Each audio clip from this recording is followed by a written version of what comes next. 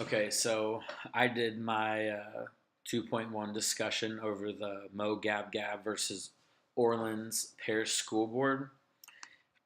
Basically, the plaintiffs in this case were Joy Mo Gab Gab and her husband William. Um, the defendants were the Orleans Parish School Board, Robert O'Neill, which was the head football coach at Benjamin Franklin High School, Sam Mondello, which was an assistant coach. Um, the principal, the superintendent of the school board, the advisor of health, and basically just the school board in general. So, kind of to run down what happened was their son Robert he collapsed during a football practice, which was at an offsite facility. So they traveled and had their practices at a park. They were running sprints. He collapsed. Said that he wasn't feeling well. Uh, Took him to the bus and had him kind of lay down on the bus. So that happened at about 4 o'clock in the afternoonish. The facility was about 30 minutes away, or 15, 30 minutes away. Uh, so they're on the bus. He's not feeling good. He's pale. The kids are worried about him. He had two people that ended up um, talking at his case that were there that saw what happened, said that he was blue in the face. He was shivering, wasn't like himself at all.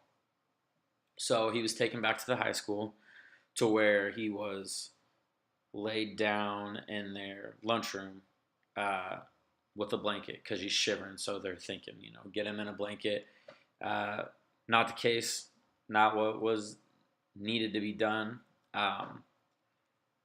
Eventually, he passed away later on in that day due to what the family thought was mistreated health and medical attention. Then the family then sues the numerous number of defendants in their case for their son's death. So the argument of the Mo Gab Gab's family was that their son's heat exhaustion was not handled correctly. Um, Basically, he was denied the correct medical attention early on in his stages of heat exhaustion. So it goes back to say later in the case that, you know, Robert's not feeling well. He's sick when they should have just called the doctor right away. The coach said no. He said he would call the doctor if he truly thought he needed help and that he would let a school board president know. He kind of like went through the ranks of what he thought needed to be done. Where the friend that was with him, Robert Weisner was his name. His friend said, he's hurt. He needs some help. His family ended up coming to where his dad was a doctor. He called. He said, if you're not gonna call, I'll call. Um, so it was later on in the night. He's really not doing well. He's way more sick than what he was. They finally get help. Doctors come. Try to get him fluids, try to get him things like that. Later on in the night, it's like 2 a.m. and he passes away. So their family's argument that is if he would have had help sooner, if they would have called an ambulance right away, if they would have taken him to the doctor right away, even if they would have called a couple hours before, say you take him back to school and he's still not feeling well, and then you call, then he still would have been okay. The school board's argument was that the coach left it up to the school board president that he's like, well, I'll run through the ranks. If he thinks that we need to do it, then we'll do it. Um, and then overall, his argument was saying, like, how are you going to put that on me? He might have died anyway. Who knows if it would have mattered what time we called? Things to that nature. So awful situation. Um, you have the coach that, which they said later on was in his office most of the time when he was in the cafeteria floor. Um, just kind of not worrying about it, thinking, oh, he's tough, he'll shake out of it type of deal.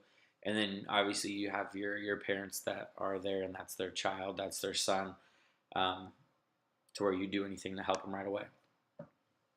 So at the end of the day, the court's findings were that the school board and everybody else involved was not negligent in his correct, um, what would you say, the correct way to go about his health.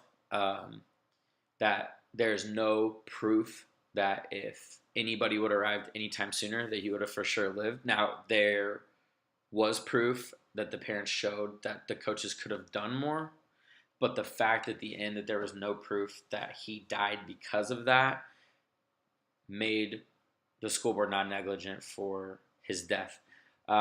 At the end, his parents were awarded over $20,000 in the loss of their son, along with medical and funeral costs. But as we know, that can never replace your child alone. I think from then on, you learn obviously that when something goes wrong, you call right away. You call an ambulance right away. You find somebody right away. You get them health. You need to go through trainings on heat exhaustion and what to do. Uh, it's an awful situation that I think from then on, the school board, the coaches, and everything now are more ready for. Although it's too bad that at the end of the day, the facts say, there's no way of knowing that if he would have been contacted sooner with medical people that he would have lived. So, kind of a crazy case study. It's not what I assumed when I was reading through it would have happened at the end, but at the end of the day, that's the court found what it found, and that was about it.